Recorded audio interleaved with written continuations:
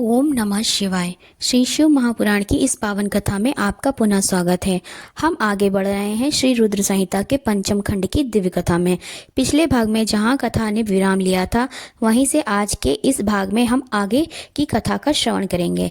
भगवान शिव की महिमा और उनकी अद्भुत लीलाओं से जुड़े इन पावन प्रसंगों को श्रद्धा और भक्ति के साथ सुनिए। तो आइए मन को शिवमय करते हुए आरंभ करते हैं श्री शिव महापुराण श्री रुद्र संहिता पंचम खंड। 18वां अध्याय, नारद जी का कपट जाल। सनत कुमार जी बोले, हे मुनीश्वर, जब जलंधर इस प्रकार धर्मपूर्वक राज कर रहा था तो देवता बड़े दुखी थे। उन्होंने अपने मन में देवादिदेव भगवान शिव का स्मरण करना शुरू कर दिया और उनकी स्तुति करने लगे। एक दिन नारद जी भगवान शिव की प्रेरणा से इंद्रलोक पहुंचे। नारद जी को वहां आया देखकर सभी देवताओं सहित देवराज ने उन्हें प्रणाम किया और उनकी स्तुति करने लगे। तब नारद जी को उन्होंने सभी बातों से अवगत कराया और उनसे प्रार्थना की कि वे उनके दुखों को दूर करने में मदद करें। यह प्रार्थना सुनकर नारद जी बोले कि देवराज, मैं सब कुछ जान गया हूँ। मैं अवश्य ही तुम्हारे कार्य को पूर्ण करने का प्रयास करूंगा। अभी तो मैं दैत्यराज जलंधर से मिलना चाहता हूँ, इसलिए उसके राजमहल में जा रहा हूँ। यह कहकर नारद जी जलंधर के राज की ओर चल दिए। वहां पहुंचकर नारद जी ने जलंधर की राजसभा में प्रवेश किया। उन्हें देखकर दैत्यों के स्वामी जलंधर ने उन्हें सिंहासन पर बैठाया, उनके चरणों को धोया और पूछा, हे ब्राह्मण, आप कहाँ से आ रहे हैं? मैं धन्य हुआ जो आपने मेरे घर को पवित्र किया। मुझे आज्ञा दीजिए कि मैं आपकी क्या सेवा करूं। दैत्यराज जलंधर के ऐसे वचन सुनकर नारद जी बोले, हे दैत्यराज जलंधर, आप धन्य हैं। निश्चय ही आप पर सभी की कृपा है। इस लोक में आप सब सुखों को भोग रहे हैं। जलंधर अभी कुछ समय पूर्व में ऐसे ही घूमते हुए कैलाश पर्वत पर गया था। वहां कैलाश पर मैंने सैकड़ों कामधेनुओं को हजारों योजन में फैले कल्पतरु के वन में घूमते हुए देखा। वह कल्पतरु वन दिव्य, अद्भुत और सोने के समान है। वहीं पर मैंने भगवान शिव और उनकी प्राण वल्लभा देवी पार्वती को भी देखा। भगवान शिव सर्वांग सुंदर, गौरवर्णे, 3 नेत्र वाले और अपने मस्तक पर चंद्रमा धारण किए हुए हैं।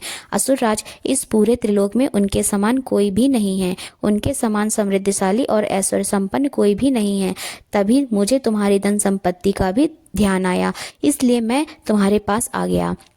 नारद जी के वचनों को सुनकर जलंधर अत्यंत गर्वित महसूस करने लगा। उसने महर्षि नारद को अपने धन के खजाने और सभी संचित अमूल निधियां दिखा दी। जलंधर की धन संपदा देखकर नारद जी जलंधर की प्रशंसा करते हुए बोले, हे दैत्येंद्र, आप अवश्य ही इस त्रिलोक के स्वामी होने के योग्य हैं। उसके पास ऐरावत हाथी है, उच्चेश्वरा घोड़ा भी आपके पास है। कल्प वृक्ष, धन के देवता कुबेर के खजाने, रत्नों, हीरो, मणियों के अंबार आपके पास है। ब्रह्मा जी का दिव्य विमान भी आपने ले लिया है। स्वर्ग, पृथ्वी और पाताल की सभी ऐश्वर्यपूर्ण वस्तुएं और अनमोल खजानों का आपके पास अंबार है। आपका धन वैभव देखकर सभी आपसे ईर्ष्या कर सकते हैं, परंतु दैत्यराज, आपके पास अभी भी स्त्री रत्न की कमी है। बिना दिव्य स्त्री के पुरुष अधूरा है। उसका स्वरूप तभी पूर्ण होता है जब वह किसी स्त्री को ग्रहण करता है। इसलिए असुरराज, आप कोई परम सुंदरी ग्रहण कर इस कमी को यथाशीघ्र पूरा करें। देवर्षि नारद की चाल भरी बातों से भला कोई कैसे बच सकता है? उन्होंने जैसा सोचा था वैसा ही हुआ। जलंधर ने नारद जी के सम्मुख हाथ जोड़कर प्रश्न किया कि महर्षि, आपके द्वारा वर्णित ऐसी सुंदर दिव्य स्त्री मुझे कहाँ मिलेगी जो रत्नों से भी श्रेष्ठ हो? यदि आप इस प्रकार की स्त्री रत्न के बारे में मुझे बता दे तो मैं उस रत्न को अवश्य ही लाकर अपने राजभवन की शोभा बढ़ाऊंगा। जलंधर की बातें सुनकर देवर्षि नारद ने कहा, हे दैत्येंद्र, ऐसा अनमोल स्त्री रत्न तो त्रिलोकीनाथ महान योगी भगवान शिव के पास है। वह है उनकी परम सुंदर पत्नी देवी पार्वती। वे सर्वांग सुंदर होने के साथ साथ सर्वगुण संपन्न भी हैं। संसार की कोई भी स्त्री उनकी बराबरी नहीं कर सकती। उनका मनोहारी रूप पल भर में सबको मोहित कर सकता है। वास्तव में उनके समान कोई नहीं है। यह कहकर देवर्षि नारद ने जलंधर से आज्ञा ली और आकाश मार्ग से वापस लौट गए। 19वां अध्याय, दूत संवाद। व्यास जी बोले, हे सनत कुमार जी, जब देवर्षि नारद इस प्रकार दैत्यराज जलंधर को देवी पार्वती की सुंदरता और भगवान शिव के परम ऐश्वर्य और समृद्धि के बारे में बता आए, तब वहां क्या हुआ? दैत्यराज ने क्या किया? व्यास जी के ऐसे प्रश्न सुनकर सनत कुमार जी बोले, हे महामुनि, नारद जी के वहां से चले जाने पर असुरराज जलंधर ने अपने राहु नामक दूत को बुलाया और उसे भगवान शिव के निवास स्थान कैलाश पर्वत पर जाने की आज्ञा दी। जलंधर ने कहा, राहु उस पर्वत पर एक योगी रहता है। है। उस जटाधारी योगी की पत्नी सर्वांग सुंदरी है, तुम्हें मेरे लिए उसकी पत्नी को लाना है। अपने स्वामी जलंधर की आज्ञा पाकर वह दूत भगवान शिव के स्थान कैलाश पर्वत पर गया। वहां नंदी ने उस राहु नामक दूत को अंदर जाने से रोका, परंतु वह सीधा अंदर चला गया। वहां कैलाशपति भगवान शिव के सामने उसने अपने स्वामी दैत्यराज जलंधर का संदेश शिव जी को सुना दिया। जैसे ही असुरराज जलंधर के दूत राहु ने यह संदेश त्रिलोकीनाथ भगवान शिव को सुनाया, उसी समय शिव जी के सामने की धरती फट गई और उसमें से एक बड़ा भयानक गर्जना करता हुआ पुरुष प्रकट हुआ। वह पुरुष अत्यंत बलशाली और वीर जान पड़ता था। उसका मुख सिंह के समान था और ऐसा लगता था कि सिंह मानव का रूप लेकर साक्षात सामने खड़ा हो गया है। वह नृसिंह रूपी पुरुष तुरंत राहु को खाने के लिए झपटा। यह देखकर राहु अपने प्राणों की रक्षा करने के लिए दौड़ा, परंतु असफल रहा। उसने राहु को कसकर पकड़ लिया। जब राहु ने देखा कि अब बचने का कोई रास्ता नहीं बचा है, तब राहु भगवान शिव से प्रार्थना करने लगा कि वे उसके प्राणों की रक्षा करें। वह बोला, भगवान, मैं तो असुरराज जलंधर का दूत हूँ। मैंने तो सिर्फ वही कहा जो मेरे स्वामी की आज्ञा थी। कृपा निधान मेरी भूल के लिए मुझे क्षमा करें। राहु के वचन सुनकर करुणा निधान भगवान शिव ने नृसिंह रूपी पुरुष को आज्ञा दी कि वह राहु को छोड़ दे। अपने प्रभु की आज्ञा पाकर उसने राहु को छोड़ दिया। जब उसने राहु को छोड़ दिया, तब वह शिव जी से बोला कि भगवान, आपकी आज्ञा मानकर मैंने इस दुष्ट को छोड़ दिया है, परंतु हे प्रभु, मैं बहुत भूखा हूँ। अब मैं क्या करूँ? क्या खाकर अपनी भूख शांत करूँ? तब भगवान शिव ने उससे कहा कि अपने हाथ पैर के मांस को खाकर अपनी भूख शांत करो। शिव जी की आज्ञा को शिरोधार कर उसने अपने हाथों और पैरों का मांस खा लिया। अब सिर्फ उसका सिर ही बचा था। यह देखकर भगवान शिव उस पर प्रसन्न हो गए और बोले, तुमने मेरी आज्ञा का पालन करके मुझे प्रसन्न किया है। तुम वाकई मेरे प्रिय हो। आज से तुम मेरे भक्तों द्वारा भी पूज्य होगे। जो भी मनुष्य मेरी पूजा करेगा वह तुम्हारी भी आराधना अवश्य करेगा। जो तुम्हारी पूजा नहीं करेगा उस भक्त पर मेरी कृपा दृष्टि नहीं होगी। उस दिन से वह कैलाश पर्वत पर भगवान शिव का प्रिय गण बनकर रहने लगा और संसार में स्वकीर्ति मुख के नाम से प्रसिद्ध हुआ।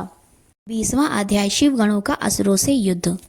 व्यास जी बोले, हे सनत कुमार जी, असुरराज जलंधर के राहु नामक दूत का क्या हुआ? जब भगवान शिव ने राहु को अभयदान दे दिया, फिर राहु पर कैलाश पर्वत से कहा गया और उसने क्या किया, इस विषय में मुझे बताइए।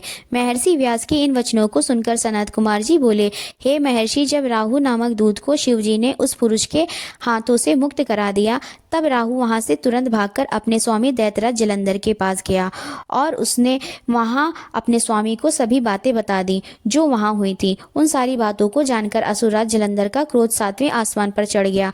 जलंधर ने अपने सेनापति और अन्य अधिकारियों को बुलाकर अपनी दैत्य सेना को युद्ध के लिए तैयार होने की आज्ञा प्रदान की। अपने स्वामी की आज्ञा पाकर काल ने भी शुम्भ निशुम्भ आदि महावीर पराक्रमी दैत्य युद्ध के लिए तैयारी करने लगे।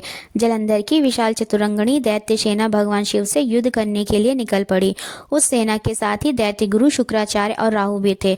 इधर जब देवताओं को ज्ञात हुआ कि जलंधर अपनी सेना को साथ लेकर भगवान शिव से युद्ध करने के लिए निकल पड़ा है, तो दैत्यराज इंद्र शिव जी को अवगत कराने के लिए कैलाश पर्वत पर गए और वहां उन्होंने त्रिलोकीनाथ भगवान शिव को सारी बातें बता दी। इंद्र ने भगवान विष्णु के विषय में भी उन्हें बताया कि भगवान विष्णु भी अपनी पत्नी देवी लक्ष्मी के साथ असुरराज जलंधर के वश में हैं और उसके घर में निवास करते हैं। इसी कारण हम सब देवता विवश हैं। हमें न चाहते हुए भी जलंधर के अधीन होना पड़ा है। भगवान, आप भक्त वत्सल हैं। आप अपने भक्तों की रक्षा कर हमें जलंधर से मुक्ति दिलाइए। उसे मारकर हमारे प्राणों की रक्षा करें। सारी बातें ज्ञात हो जाने पर भगवान शिव ने सर्वप्रथम भगवान श्री हरि विष्णु का स्मरण किया। प्रभु के स्मरण करते ही विष्णु जी वहां तुरंत प्रकट हो गए। उन्हें देखकर शिव जी ने उनसे पूछा, हे विष्णु, तुम्हें मैंने दैत्येंद्र जलंधर का वध करने के लिए भेजा था, फिर तुमने उसका वध क्यों नहीं किया? आप उसके घर में क्यों निवास कर रहे हैं? अपने आराध्य भगवान शिव के ये वचन सुनकर भगवान श्री हरि विष्णु ने अपने दोनों हाथ जोड़ लिए और विनम्रता पूर्वक बोले, हे करुणा निधान भगवान शिव, मैं जानता हूँ कि आपने मुझे दैत्यराज जलंधर का संहार करने की आज्ञा दी थी, परंतु मैं उसे नहीं मार सका, इसलिए आपसे क्षमा याचना करता हूँ। मेरी गलती क्षमा करें प्रभु। मैंने जलंधर का वध इसलिए नहीं किया क्योंकि जलंधर मेरी प्राणवल्लभा देवी लक्ष्मी का भ्राता है और उसमें आपका अंश भी विद्यमान है, इसलिए उस दैत्य की वीरता से प्रसन्न होकर मैं उसके घर में निवास करता हूँ। भगवान विष्णु के ऐसे वचन सुनकर त्रिलोकीनाथ भगवान शिव हंसने लगे। फिर बोले, देवताओं, तुम सभी सोच और चिंताओं को त्याग दो। तुम्हारी रक्षा के लिए मैं अवश्य ही जलंधर का संहार करूंगा।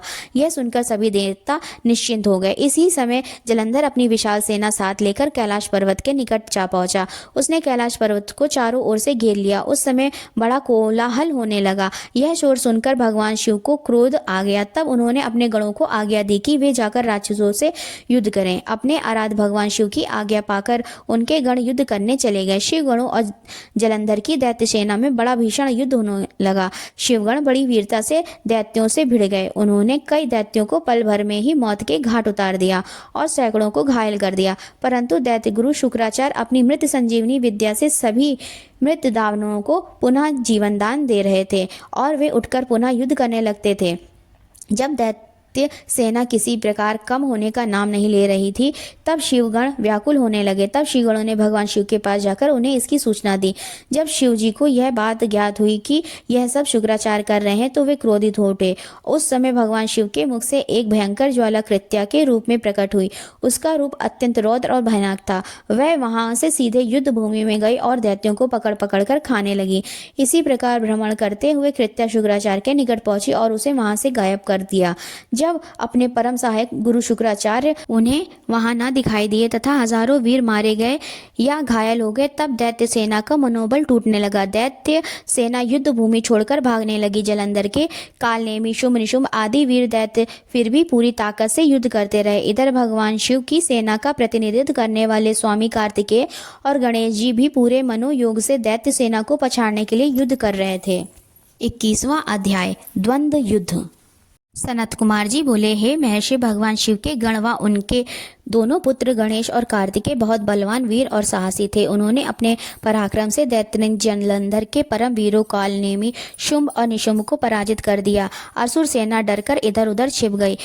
सब दैत्य अपने प्राणों की रक्षा हेतु भागने लगे। यह देखकर असुरराज जलंधर अपने रथ पर बैठकर युद्ध भूमि में आगे की ओर बढ़ने लगा और बड़ी भयानक गर्जना करने लगा। उसकी ललकार सुनकर त्रिलोकीनाथ भगवान शिव के गण भी बढ़ चढ़कर युद्ध करने लगे। असुर सेना और देवताओं की सेनाओं के रथ, हाथी, घोड़े, शंख तथा भेरी से युद्ध भूमि गुंजायमान हो रही थी।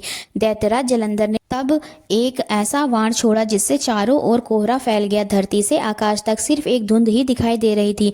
फिर उसने नंदीश्वर, गणेश, वीरभद्र को एक साथ कई बाण मारकर घायल कर दिया। यह देखकर स्वामी कार्तिकेय को बहुत क्रोध आ गया और उन्होंने असुरराज जलंधर पर अपनी शक्ति चला दी। कार्तिकेय की चलाई गई शक्ति के फलस्वरूप जलंधर धरती पर गिर पड़ा, परंतु गिरते ही वह उठकर खड़ा हो गया और पूरी शक्ति के साथ पुनः युद्ध करने लगा। उसने सबसे पहले प्रहार कार्तिकेय पर ही किया। जलंधर ने अपनी गदा उठा ली और पूरे बल के साथ कार्तिकेय को मारी, जिससे कार्तिकेय अपनी चेतना खो बैठे और बेहोश होकर धरती पर गिर पड़े। यह दृश्य देखकर गणेश और नंदी भी चिंतित हो उठे। तब जलंधर ने उन पर भी गदा से प्रहार कर दिया। गदा के प्रहार से वे दोनों भी मूर्छित होकर पृथ्वी पर गिर पड़े। तब वीरभद्र जलंधर से युद्ध करने के लिए आगे आए। जलंधर ने उन पर भी अपनी गदा से प्रहार किया, जिससे वीरभद्र का सिर फट गया और रक्त बहने लगा। यह देखकर सभी शिवगण व्याकुल हो गए और डरकर युद्ध भूमि छोड़कर इधर उधर भागने लगे। 22वां अध्याय, शिव जलंधर युद्ध। सनत कुमार जी बोले, हे महर्षि, जब युद्ध भूमि में देवसेना का प्रतिनिधित्व करने वाले सभी वीर साहसी घायल होकर पृथ्वी पर गिर पड़े, तब यह देखकर सभी शिवगण भयभीत होकर शिव की शरण में चले गए। जब भगवान शिव को युद्ध स्थल का सब समाचार मिल गया, तब वे स्वयं दैत्यराज जलंधर को सबक सिखाने के लिए युद्ध स्थल की ओर चल पड़े। अपने आराध्य भगवान शिव को युद्ध का नेतृत्व करते देखकर सभी शिवगण जो पहले डरकर भाग गए थे पुनः लौट आए। शिवगणों ने पहले जैसे जोश के साथ युद्ध करना प्रारंभ कर दिया।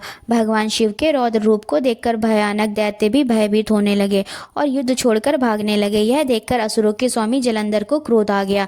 वह तीव्र गति से शिव जी की ओर दौड़ा। इस कार्य में शुंभ निशुंभ नामक सेनापतियों ने अपने स्वामी का साथ दिया। यह देखकर भगवान शिव ने प्रति उत्तर देते हुए जलंधर के वाणों को काट दिया। वे अपने धनुष से वाणों की वर्षा करने लगे। उन्होंने कई दैत्यों को फरसे से काट दिया। बालाहक और धसमर जैसे भयानक राक्षसों को पल भर में मार गिराया। शिव जी का वाहन बैल भी अपने सींगों के प्रहारों से सबको घायल करने लगा। यह देखकर जलंधर अपने सैनिकों को समझाने लगा कि वे न डरें और युद्ध करते रहें, पर दैत्य सेना भगवान शिव से युद्ध करने को तैयार ही नहीं हो रही थी। क्रोधित जलंधर उन्हें ललकारने लगा। जलंधर ने अनेक बाणों को एक साथ चलाकर उसमें भगवान शिव को बांधने का प्रयास किया, लेकिन वह सफल ना हो सका। भगवान शिव ने उसके सभी बाणों को काट दिया और उसके रथ की ध्वजा को भी नीचे गिरा दिया। असुरराज जलंधर के सभी बाणों को काटने के पश्चात भगवान शिव ने एक बाण मारकर जलंधर को घायल कर दिया और उसके धनुष को काट दिया।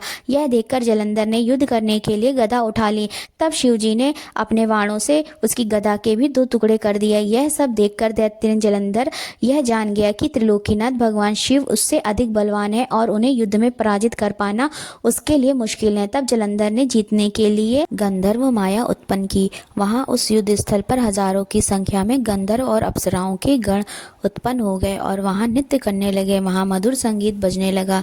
यह सब देखकर सभी देव सेना के सैनिक मोहित हो गए और युद्ध को भूलकर नृत्य और गाना बजाना देखने में मग्न हो गए। इधर देवादिदेव भगवान भी गंधर्व माया से मोहित होकर नृत्य देखने लगे। जब दैत्यराज जलंधर ने देखा कि सभी देवताओं सहित देवादिदेव भगवान शिव भी उस गंधर्व माया के द्वारा मोहित होकर अप्सराओं के नृत्य को देख रहे हैं, तब वह वहां से चुपके से भाग खड़ा हुआ। असुर राज जलंधर त्रिलोकीनाथ भगवान शिव का रूप धरकर बैल पर बैठकर देवी पार्वती के पास कैलाश पर्वत पर पहुंचा। वहां कैलाश पर देवी पार्वती अपनी सखियों के साथ व्यस्त थी।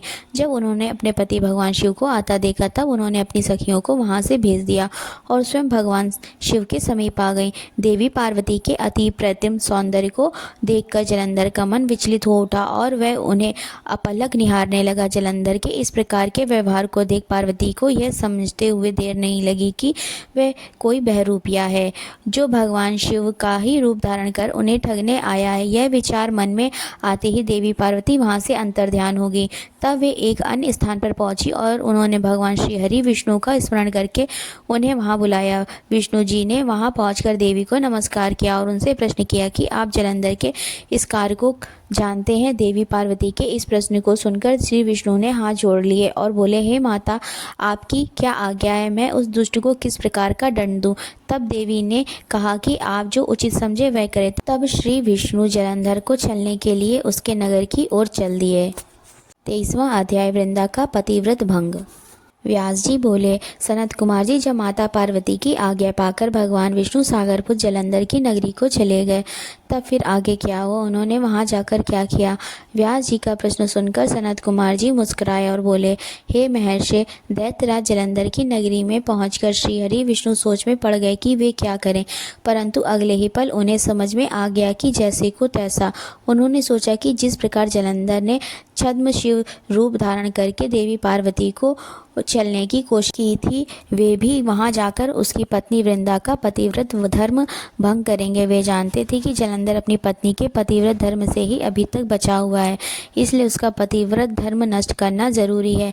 मन में यह विचार आते ही वे नगर के राज उद्यान में जाकर ठहर गए। दूसरी ओर दैत्यराज जलंधर की पतिव्रता पत्नी वृंदा अपने कक्ष में सो रही थी। भगवान श्री हरि विष्णु की माया के फलस्वरूप उन्होंने रात्रि में एक सपना देखा।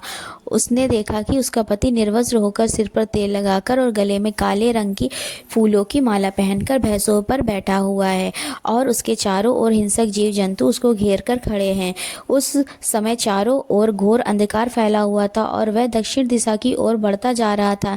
ऐसा सपना देखकर वह डर गई और उसकी आंखें खुल गईं। तभी उसने देखा कि सूर्य उदय हो रहा है, परंतु वह सूर्य अत्यंत कांतिहीन था और उसे सूर्य में एक छेद भी दिखाई दे रहा था। यह देखकर वृंदा का मन बहुत व्याकुल हो उठा और उधर इधर टहलने लगी। कभी छज्जे और कभी अटारी पर चढ़ती तो कभी जमीन पर बैठ जाती, परंतु उसे चैन नहीं था। जब इस प्रकार वृंदा का मन शांत नहीं हुआ तो वह मन की शांति प्राप्त करने हेतु उद्यान की ओर चल दी, परंतु उस निर्जन उद्यान में उसके पीछे सिंह के समान 2 भयंकर राक्षस पड़ गए। वृंदा उन्हें देखकर बहुत डर गई और अपने प्राणों की रक्षा करने के लिए वहां से भागने लगी। भागते हुए उसे सामने से आते हुए एक तपस्वी दिखाई दिए। भयभीत वृंदा उन मुनि से अपने जीवन की रक्षा करने के लिए प्रार्थना करने लगी। उन तपस्वी ने अपने कमंडल से जल निकालकर उन राक्षसों को ललकारते हुए उन पर जल छिड़क दिया। जल छिड़कते ही दोनों राक्षस वहां से भाग खड़े हुए। तब वृंदा ने दोनों हाथ जोड़कर उन तपस्वी को प्रणाम किया तथा उनका धन्यवाद व्यक्त किया। तत्पश्चात उनको अत्यंत दिव्य और शक्तिशाली जानकर वृंदा ने उन मुनि से अपने पति दैत्यराज जलंधर के विषय में पूछा। मुनि ने उत्तर दिया कि देवी, तुम्हारा पति तो युद्ध में मारा गया है। यह कहकर उन्होंने कुछ इशारा किया, जिसके फलस्वरूप दो वानर उनके सामने प्रकट हो गए। अगले ही पल उन तपस्वी का संकेत पाकर वे वानर आकाश मार्ग से उड़कर चले गए और कुछ समय पश्चात दैत्यराज जलंधर का कटा हुआ सिर और उसके अन्य सामान को लेकर लौट आए। अपने पति जलंधर का कटा हुआ सिर देखकर वृंदा बेहोश होकर गिर पड़ी। कुछ समय पश्चात होश में आने पर रोते हुए वृंदा उस मुनि से प्रार्थना करने लगी कि वे उसके पति को पुनः जीवित कर दें। यह कहकर वह बहुत जोर जोर से रोने लगी और बोले कि यदि आप मेरे पति को जीवन दान नहीं दे सकते तो मुझे भी मृत्यु दे दें। पुनः वृंदा के इस प्रकार के वचन सुनकर मुनि बोले, हे देवी, तुम्हारे पति का वध त्रिलोकीनाथ भगवान शिव के द्वारा हुआ है, अतः उसको जीवित करना देवादिदेव भगवान शिव का विरोध करना है, परंतु अपनी शरण में आए हुए मनुष्य की रक्षा करना मेरा भी धर्म है, इसलिए मैं तुम्हारे पति को पुनः जीवित अवश्य करूंगा। यह कहकर उन्होंने अपने कमंडल से जल निकाला और मंत्र उच्चारण करते हुए जलंधर पर छिड़का, जिसके फलस्वरूप वह जीवित हो गया। जलंधर को जीवन दान देकर वे तपस्वी वहां से अंतर्ध्यान हो गए। वस्तुतः उस तपस्वी ने ही सूक्ष्म रूप से जलंधर की काया में प्रवेश कर लिया था। दरअसल तपस्वी का रूप धारण करने वाले वे मुनि कोई और नहीं बल्कि स्वयं श्री हरि विष्णु थे। अपने पति को अपने पास पाकर देवी वृंदा बहुत खुश हुई और तुरंत अपने पति के गले लग गई। उसने उन सब बातों को भयानक स्वप्न समझकर भुला दिया। फिर बहुत समय तक उस छद्म वेशधारी जलंधर के साथ वन में ही रमण करती रही, परंतु मायावी की माया भला कब तक छिप सकती है। एक दिन वृंदा को ज्ञात हो गया कि उसके साथ विहार करने वाला पुरुष कोई और नहीं बल्कि स्वयं श्री हरि विष्णु है, जो कि उसके पति का रूप धारण करके उसे छल रहे हैं। यह सारी सच्चाई जानकर देवी वृंदा बहुत दुखी हुई। तब वह श्री हरि विष्णु से बोली, तुमने एक पराई स्त्री का उसका पति बनकर उपभोग किया है, तुम्हें धिक्कार है। मैं किस प्रकार अपने पति का सामना कर सकती हूँ। अब मुझे जीवित रहने का कोई अधिकार नहीं है, पर तुम्हें तुम्हारी करने की सजा अवश्य मिलेगी। तुमने मुझे अबला जानकर मेरा इस्तेमाल किया है। मैं तुम्हें श्राप देती हूँ कि जिन राक्षसों से तुमने मुझे डराकर मेरा विश्वास जीता था, वे ही राक्षस तुम्हारी पत्नी का भी हरण करेंगे और तुम उसके वियोग में हर ओर भटकोगे। तब यही वानर तुम्हारी सहायता करेंगे। मेरा अगला जन्म तुलसी के रूप में होगा और मेरी संजीवनी शक्ति ही मेरी पतिव्रता का प्रमाण होगी। भगवान श्री हरि विष्णु को इस प्रकार शाप देकर असुर श्रेष्ठ जलंधर की पत्नी वृंदा ने अग्नि में प्रवेश कर लिया और उसमें अपने प्राणों की आहुति दे दी। उस अग्नि में से एक तेज प्रकट हुआ और वह जाकर देवी पार्वती में समा गया। 24वां अध्याय, जलंधर का वध। व्यास जी बोले, हे तात, उधर जब असुरराज जलंधर द्वारा फैलाई गई गंधर्व माया से मोहित होकर सभी देवताओं सहित भगवान शिव भी युद्ध को भूलकर अप्सराओं का नृत्यगान देखने में व्यस्त हो गए, तब क्या हुआ। उधर जब जलंधर को पहचान कर देवी पार्वती कैलाश पर्वत से अंतर्ध्यान हो गई, तब वहाँ क्या हुआ, भगवान शिव ने क्या किया। सनत कुमार जी बोले, हे महर्षि, जब जलंधर को अपने सामने भगवान शिव के रूप में देखकर देवी पार्वती ने यह जान लिया कि वह कोई बहरूपिया है, तो वे तुरंत वहाँ से अंतर्ध्यान हो गई। उनके अंतर्ध्यान होते ही सारी माया वहां से गायब हो गई। माया के गायब होते ही सभी देवता अपने अपने होश में आ गए। उधर देवादिदेव भगवान शिव की चेतना भी वापस लौट आई और जलंधर की माया को जानकर उन्हें अत्यधिक क्रोध आ गया। तब जलंधर भी देवी पार्वती के अचानक वहां से गायब हो जाने के कारण तुरंत ही युद्ध भूमि में लौट आया। तत्पश्चात भगवान शिव और असुरराज जलंधर में बड़ा भयानक युद्ध होने लगा, परंतु त्रिलोकीनाथ भगवान शिव की वीरता और बल के सामने वह तुच्छ असुर कहाँ टिक पाता। यह बात जल्द ही उसे समझ आ गई कि सर्वेश्वर शिव को जीत पाना आसान नहीं है बल्कि असंभव है। तब असुरराज जलंधर ने भगवान शिव को जीतने के लिए माया का सहारा लिया। उसने तुरंत अपनी माया द्वारा पार्वती को प्रकट किया और उसे अपने रथ पर बांध लिया। जलंधर के दो सेनापति शुंभ और निशुंभ अपने हाथों में भयानक अस्त्र लेकर देवी पार्वती को मारने के लिए उन पर झपट रहे थे और देवी पार्वती रोते हुए अपनी सहायता के लिए अपने आराध्य भगवान शिव को पुकार रही थी। यह दृश्य देखकर भगवान शिव भी अत्यंत चिंतित हो गए। अपनी प्राणवल्लभा देवी पार्वती को इस प्रकार कष्ट में देखकर वे व्याकुल हो उठे। तब अपनी प्रिया पार्वती को दैत्य जलंधर से मुक्ति दिलाने के लिए उन्होंने बड़ा भयानक रूप धारण कर लिया। उनका वह रौद्र रूप देखकर राक्षसी सेना भयभीत होकर इधर उधर भागने लगी और छिपने का प्रयास करने लगी। उधर दैत्य सेना के प्रधान शुंभ और निशुंभ भी डर गए और युद्ध से बचने की कोशिश करने लगे। उनके भयभीत होते ही जलंधर की माया समाप्त हो गई। युद्ध भूमि में हाहाकार हाहाकार मच गया। सब इधर उधर दौड़ रहे थे। जब शुंभ निशुंभ भी अपने प्राणों की रक्षा करने के लिए भाग रहे थे, तब भगवान शिव ने उन्हें ललकारा, परंतु वे फिर भी युद्ध के लिए तत्पर ना हुए। भगवान शिव बोले, तुम तो देवी पार्वती को मारने बढ़ रहे थे, अब क्यों डर रहे हो? आओ और मेरे साथ युद्ध करके अपनी वीरता का परिचय दो। भगवान शिव के वचनों का उन दोनों पर कोई भी प्रभाव नहीं पड़ा और वे भागते रहे। तब क्रोधवश भगवान शिव ने शुंभ निशुंभ को शाप देते हुए कहा, हे दुष्ट असुरों, युद्ध में कभी भी पीठ दिखाने वाले पर वार नहीं करना चाहिए, इसलिए मैं तुम दोनों को छोड़ रहा हूँ, परंतु जिनको तुम मारने का प्रयत्न कर रहे थे वे ही देवी पार्वती तुम दोनों का एक दिन वध करेंगी। भगवान शिव के इन वचनों को सुनकर क्रोध से भरा हुआ जलंधर उन पर झपटा। उसने भयानक बाण चलाकर पूरी पृथ्वी पर अंधकार कर दिया। इससे भगवान शिव का क्रोध अत्यधिक बढ़ गया और उन्होंने अपने चरणांगुष्ठ से बने हुए सुदर्शन चक्र को चला दिया। उस चक्र ने तुरंत जलंधर के सिर को उसके धड़ से अलग कर दिया। जब चक्र ने असुरा जलंधर का सिर काटा तो बहुत भयानक ध्वनि हुई और महादानव जलंधर पल भर में ही ढेर हो गया। जिस प्रकार अंजन का विशाल पर्वत दो टुकड़ों में विभक्त हो गया था, उसी प्रकार जलंधर का शरीर भी दो टुकड़ों में बढ़ गया। सारी युद्ध भूमि में उसका रक्त फैल गया। भगवान शिव की आज्ञा से जलंधर का रक्त और मांस महारौरों में जाकर रक्त का कुंड बन गया। दैत्यराज जलंधर के शरीर से निकला अद्भुत तेज उस समय भगवान शिव के शरीर में प्रवेश कर गया। जलंधर का वध होते ही चारों ओर हर्ष की लहर दौड़ गई। सभी देवता ऋषि मुनि बहुत प्रसन्न हुए। अप्सराएं और गंधर्व मंगल गान करने लगी। सारी दिशाएं से भगवान शिव पर फूलों की वर्षा होने लगी। 25वां अध्याय, देवताओं द्वारा शिव स्तुति। सनत कुमार जी बोले, हे महर्षि, इस प्रकार दैत्यराज जलंधर का देवाधिदेव भगवान शिव के हाथों से वध देखकर सब ओर प्रसन्नता छा गई। सभी देवताओं सहित ब्रह्मा जी और श्री हरि विष्णु भी हर्षित हुए। तब वे करुणानिधान भगवान शिव को धन्यवाद देने लगे और उनकी स्तुति करने लगे और बोले, हे करुणानिधान, हे कृपानिधान देवाधिदेव भगवान शिव, आप प्रकृति से परे हैं। भगवान आप ही परब्रह्म परमेश्वर हैं। प्रभु, हम सब देवता आपके दास हैं और आपकी आज्ञा की पूर्ति करने हेतु कार्य करते हैं। हे देवेश, आप हम पर प्रसन्न हो। हे प्रभु, जब भी देवताओं पर कोई भी विपत्ति पड़ी है, आपने हमारी सहायता की है और हमें अनेक दैत्यों के अत्याचारों से मुक्ति दिलाई है। हम सदा ही आपके चरणों की वंदना करते हैं और आपके अनोखे दिव्य स्वरूप का ही स्मरण करते हैं। आपके ही कारण हमारा भी अस्तित्व है। आपके बिना हम कुछ भी नहीं हैं। आप भक्त वत्सल हैं और सदा ही अपने भक्तों का हित करते हैं। इस प्रकार भगवान शिव की वंदना करके सभी देवता चुप हो गए और हाथ जोड़कर खड़े हो गए। तब भगवान शिव बोले, हे देवताओं, मैं तुम्हारी आराधना से बहुत प्रसन्न हूँ। मैं तुम्हें वरदान देता हूँ कि मैं हमेशा तुम्हारे अभीष्ट कार्यों की सिद्धि करूंगा। तुम्हारे दुखों को मैं सदा दूर करूंगा। इसके अतिरिक्त तुम और कुछ भी चाहो तो मुझसे मांग सकते हो। परंतु उन्होंने उनकी कृपा दृष्टि बनाए रखने के अतिरिक्त उनसे कुछ नहीं मांगा। तब उन देवताओं को आवश्यकता पड़ने पर उनकी मदद करने का आश्वासन देकर देवाधिदेव भगवान शिव वहां से अंतर्ध्यान हो गए। इस प्रकार जब त्रिलोकीनाथ भक्त वत्सल शिव ने देवताओं की उनकी सहायता का आश्वासन दिया तो सभी देवता हर्ष से फूले नहीं समाये और भगवान शिव की महिमा का गुणगान और जय जयकार करते हुए प्रसन्नतापूर्वक अपने अपने धाम को वापस चले गए। 26वां अध्याय, धात्री मालती और तुलसी का आविर्भाव।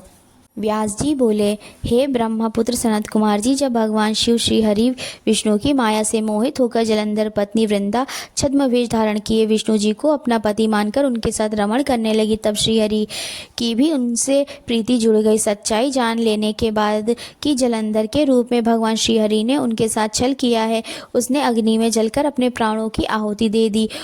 तब फिर आगे क्या हुआ? भगवान विष्णु कहाँ गए और उन्होंने क्या किया? तुलसी के रूप में वृंदा का जन्म कैसे और कहाँ कब हुआ? कृपया वह कथा मुझे बताइए। सनत कुमार जी बोले, हे महर्षि, मैं आपके सभी प्रश्नों का उत्तर देता हूँ। मेरी कथा सुनिए, आपकी सभी जिज्ञासाएं दूर हो जाएंगी। जब वृंदा ने विष्णु जी द्वारा ठगे जाने पर अपने शरीर का त्याग कर दिया तो भगवान विष्णु को बहुत दुख हुआ और वे वृंदा की चिता की राख को अपने शरीर पर लपेटकर इधर उधर मारे मारे फेंकने लगे। इधर जब देवताओं को भगवान श्री हरि विष्णु की इस हालत के बारे में पता चला तो वे सब बहुत चिंतित हुए। उन्हें समझ में नहीं आ रहा था कि वे क्या करें। जगत के पालनकर्ता भगवान विष्णु को इस तरह दर दर भटकना शोभा नहीं देता। जब देवताओं को इस समस्या का कोई हल नहीं सूझा तब वे देवाधिदेव भगवान शिव की शरण में गए। ब्रह्मा जी को साथ लेकर देवराज इंद्र देवताओं सहित कैलाश पर्वत पर पहुंचे और वहां उन्होंने त्रिलोकीनाथ भगवान शिव को हाथ जोड़कर प्रणाम किया और उनकी स्तुति करने लगे। तत्पश्चात शिव के पूछने पर देवताओं ने वहां आने का प्रयोजन शिव जी को बताया। देवताओं ने कहा, हे देवाधिदेव करुणानिधान भक्त वत्सल शिव, आप तो सर्वेश्वर हैं, सर्वज्ञाता हैं। इस संसार की कोई बात आपसे छिपी नहीं है। भगवान श्री हरि विष्णु ने दैत्यराज जलंधर की पत्नी वृंदा को जलंधर का रूप लेकर ठगा, परंतु उसके साथ साथ रहते श्री विष्णु की उसमें प्रीति हो गई और अब वे उनका वियोग सह नहीं पा रहे हैं। वे अपने शरीर पर वृंदा की चिता की आग लपेटकर जोगी बनकर इधर उधर घूम रहे हैं। प्रभु, आप उन्हें समझाइए कि वे ऐसा ना करें। भगवान, यह जगत आपके अधीन है और आपको ही इस समय उनकी मदद करनी चाहिए ताकि वे पहले की भांति होकर अपने कार्यों को पूरा करें। देवताओं की इस प्रकार की प्रार्थना सुनकर भगवान शिव बोले, हे ब्रह्मा जी, हे देवराज इंद्र व अन्य देवताओं, यह सारा जगत माया के अधीन है, परंतु इस जगत की जननी मूल प्रकृति परम मनोहर महादेवी पार्वती इस माया के वशीभूत नहीं है। उन पर इस माया जाल का कोई असर नहीं पड़ता। इसलिए आप भगवान श्री हरि विष्णु के इस मोह माया के जाल को दूर करने के लिए आदि देवी प्रकृति की आधारभूत देवी पार्वती की शरण में जाइए। यदि आपके द्वारा वे प्रसन्न हो गई तो आपकी हर समस्या का समाधान हो जाएगा और वे आपके कार्यों को पूर्ण करेंगी।